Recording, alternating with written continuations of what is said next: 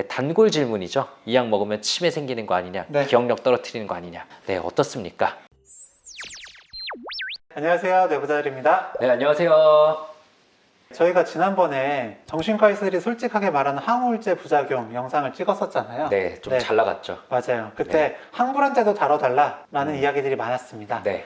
그래서 오늘은 수면 진정제, 이런 항불안제의 부작용에 대해서 저희가 말씀을 드려보려고 해요. 오늘 부작용을 다룰 약은 이제 수면제 그리고 항불안제라고 불리는 대표적으로 이제 벤조디아제핀 계열의 약이죠. 가바라고 하는 물질의 작용에서 항불안작용, 수면작용, 진정작용, 근육이완, 항경련작용 등을 합니다. 그래서 뭐 클로나제팜, 뭐 리보트릴, 로라제팜, 아티반, 네. 뭐 알프라졸람, 뭐 알프람 등등의 다양하게 약들이 있죠. 있죠. 네, 많이들 사용하고 있어요, 실제로. 또한 제트드럭이라고 해서 비슷한 작용을 하는데 항불안, 항경련 효과는 적고 수면 작용에 특화되어 있는 약이 있습니다. 흔히 알고 있는 졸피뎀, 스틸록스라는 약이 여기 속하게 되고요. 네. 그래서 이런 약들이 뭐 공황장애를 포함한 불안장애라든지 뭐 불면이라든지 우울증이라든지 이런 다양한 상황에서 사용이 되는데 굉장히 효과가 빠르고 강한 만큼 부작용에 대한 걱정도 좀 많아서 질문들을 많이 듣게 됩니다. 부작용에 대한 얘기들이 사실 어떻게 보면 거의 괴담 수준이에요. 그래서 저희도 진료실에서 또 저희 채널 댓글에서도 많이 듣기도 하는데 오늘은 정말 과학적으로 여러 논문들을 종합해서 이 부작용의 강도, 뭐 또 일관성, 시간적 선후관계, 뭐 특이성, 용량과의 관계 등을 이렇게 봐서 정말로 약과 부작용의 관계를 딱 연구한 이 논문을 근거로 한번 설명을 드려보도록 하겠습니다. 네. 이 진정 수면제와 가장 관련이 있고 또 큰 부작용 첫 번째는요, 교통사고입니다. 강하게 들어오네요. 네. 훅 시작하죠. 교통사고. 예상 못한 거이실 수도 있을 것 같은데 이 표를 보면요, 굉장히 대부분에서 그 강력한 관계를 보여주고 있죠. 또 관계가 있을 뿐더러 이 용량이 늘어나면 거기에 따라서 이런 뭐 운전과 관련된 기능들이 떨어지면서 사고가 더 날 수가 있습니다. 네, 사실 이제 처방을 하고 처음 처방을 드리면서 약이 되게 졸릴 수 있다. 그래서 처음에는 좀 아침에 일어나는 게 힘드실 수도 있고 운전할 때 너무 어려우실 수도 있고, 근데 그걸 또 미리 예측할 수가 없는 게 어떤 분은 뭐 한두 알 드셔도 너무 하나도 안 졸리고 효과가 없는데 어떤 분들은 반에 반알만 드셔도 너무 졸리고 사람마다 이게 다르거든요. 맞아요. 그래서 좀 겪어봐야지 적정 용량을 찾을 수 있는데 좀 불안하시면은 혹은 뭐 불편하시면 병원에 연락 주시라 라고 하면은 너무 졸려서 힘들었다, 운전하다 사고 나는 줄 알았다, 이런 말을 종종 듣게 됩니다. 네, 안타깝게 진짜 뭐 사고가 나는 경우도 있고요. 네.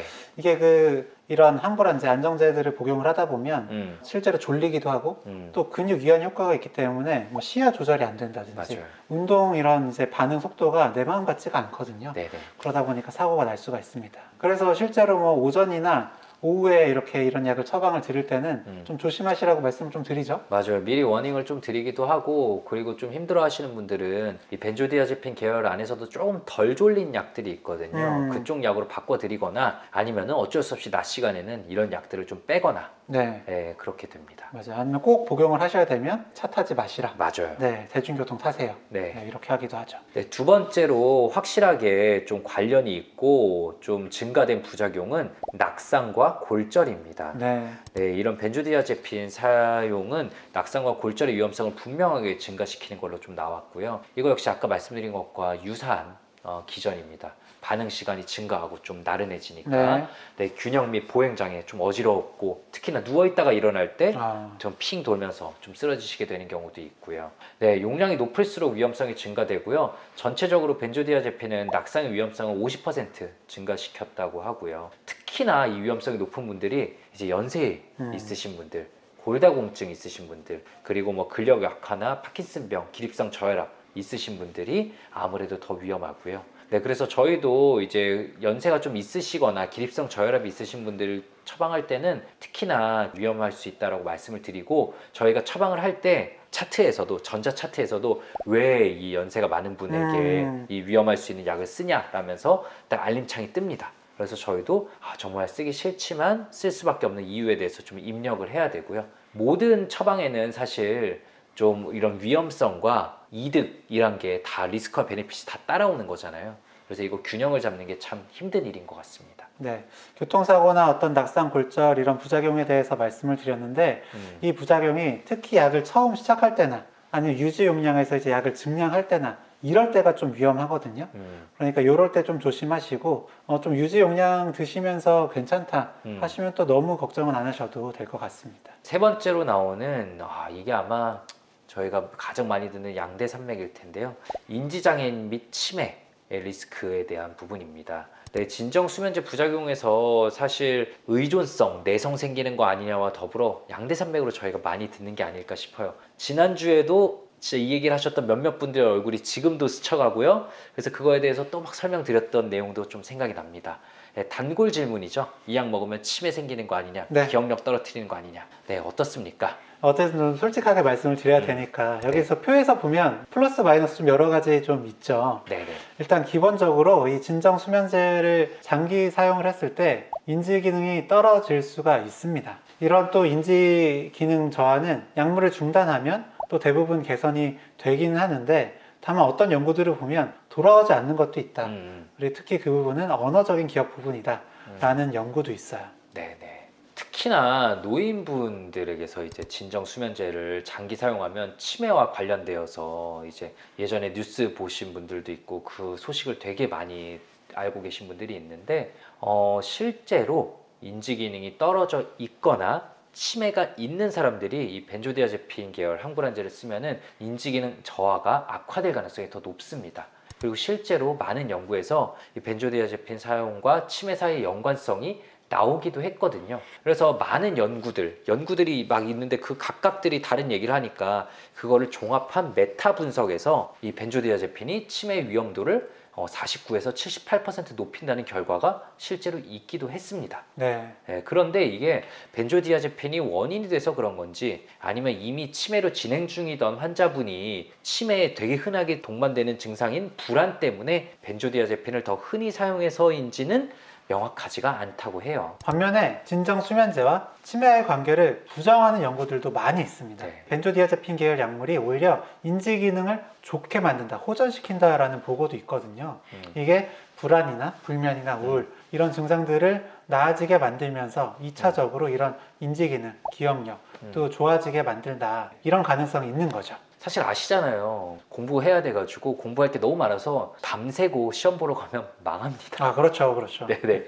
그러니까 노인분들께서 수면이 짧아지고 불안 때문에 치매가 오는 그런 위험성 때문에 더 막 불면을 견디시면은 오히려 그 불면과 불안이 뇌에 미치는 인지기능 저하가 이 벤조디아제핀 약으로 인한 것보다 훨씬 더 심합니다. 네. 그래서 지금 말씀드린 것처럼 불안이나 불면 자체가 치매의 위험성을 높이는 게 약으로 인한 리스크보다 훨씬 더 크다고 보시면 되고요. 약을 복용하면서 이런 불안이나 불면이 조절되고 오히려 뇌의 기능을 보호하는 작용으로 나온 논문들도 많이 있는 거죠. 그래서 벤조디아제핀의 장기 사용과 인지기능 저하의 관계에 대한 최근의 체계적 검토에 따르면요, 14개 연구 중에 딱 3개에서만 그러니까 약이 치매 위험성을 높인다 라고 보고되었고 나머지 11개는 아니라는 거고요. 전국 의료 데이터베이스를 사용한 우리나라의 연구 결과에서는 치매와 이 항불안제 사용 사이에 관계가 없다는 결과가 나왔습니다. 물론 이제 저희 정신과 의사들도 좀 조심해서 사용을 해야 되겠지만 그렇게 걱정하시는 것만큼 진정 수면제와 치매, 기억력 저하의 관계가 명확하지가 않다, 그렇게 뚜렷하지가 않다 하는 만큼 너무 걱정 안 하셨으면 좋겠습니다. 그러니까 너무 뻔한 말일 수 있는데 잘 쓰면 약이 되고 잘 못 쓰면 독이 될 수 있기 때문에 그 사이에서 균형을 잡아나가는 게 굉장히 중요하지, 막연한 공포 때문에 그 불면, 불안으로 오히려 인지 기능을 더 낮추시는 그거는 좀 피하시면 좋을 것 같습니다. 그리고 또 이 표에 나와 있지는 않은데요. 또 흔하게 나타날 수 있는 부작용으로 역설 반응, 혹은 기희 반응이나 모순 반응이라고 하는 이런 부작용이 있어요. 이건 뭐냐면 약을 썼을 때 오히려 진정 안정이 되지 않고 충동적으로 변하거나 공격적으로 변하거나 굉장히 어떤 조절 능력들을 잃게 되는 그런 반응을 이야기합니다. 진료실에서 되게 자주 듣는 거는 폭식이죠. 네, 자기 전에 그 벤조디아제핀이 들은 항불안제가 들은 걸 먹고 폭식을 했다.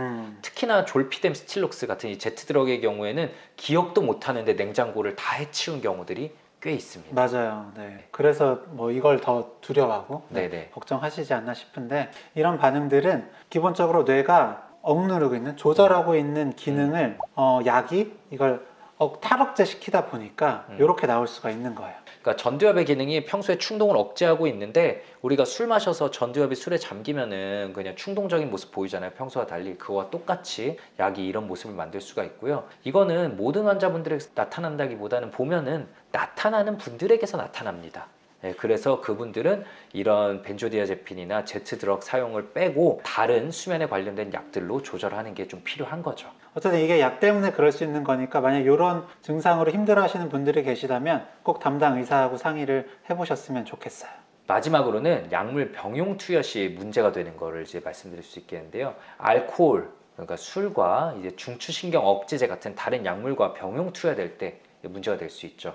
이 알코올이나 중추신경 억제제는 우리 뇌를 이렇게 좀 처지게 만들고 심할 때는 중증 진정작용, 그래서 막 호흡도 떨어지고 이럴 수 있는데 거기다가 저희 진정작용이 있는 약이 같이 들어가면은 너무 깊게 잠들어서 문제가 되는 경우들이 분명히 있습니다. 술이나 이런 중추신경 억제제뿐만 아니라 마약성 진통제, 네. 마약류를 사용했을 때 이런 약들을 같이 쓰게 되면 또 비슷하게 호흡이 억제된다든지 네. 혼수 상태에 빠진다든지 이런 좀 문제가 생길 수가 있어요. 네, 저희가 기존에 질문에 자주 답변 드렸던 게 가벼운 음주, 뭐 맥주 한두 잔이나 뭐 친구들, 회사 동료들과의 회식에서 가벼운 음주 정도는 사실 약물 치료와 병행하는데 크단 문제가 되지는 않습니다. 그런데 다만 약물 용량이 평소에 많이 높거나 아니면은 술이 너무 많이 들어갔을 경우에는 병용을 당연히 조심해야 되는 거고요. 네. 네. 이렇게 저희가 항불안제, 진정 수면제를 복용했을 때 생길 수 있는 부작용에 대해서 말씀을 드렸는데 또 걱정하고 있는 그런 의존성, 오용, 남용에 대한 문제는 이것만으로도 사실 굉장히 좀 시간이 길어질 것 같아요. 네. 그래서 다른 영상에서 다시 말씀드리도록 하고요. 오늘은 이렇게 마무리하도록 하겠습니다. 오늘 저희 영상을 보시고 마음이 조금 더 편해지신 분도 아니면은 더 불안해지신 분도 있을 텐데요. 저희가 좀 결론적으로 말씀드리고 싶은 건 분명히 처방된 용량 그리고 주치의와 잘 상의하면서 사용하면 분명히 안전성이 더 큰 약이긴 합니다. 그래서 혼자서 두려워하지 마시고 꼭 주치의와 상의하에 약이 될 수 있도록 잘 사용하시면 좋겠습니다. 오늘 영상 조금이라도 재밌고 유익하셨다면 구독, 좋아요, 댓글 쓰기, 알림 설정까지 꼭 부탁드립니다. 감사합니다. 감사합니다.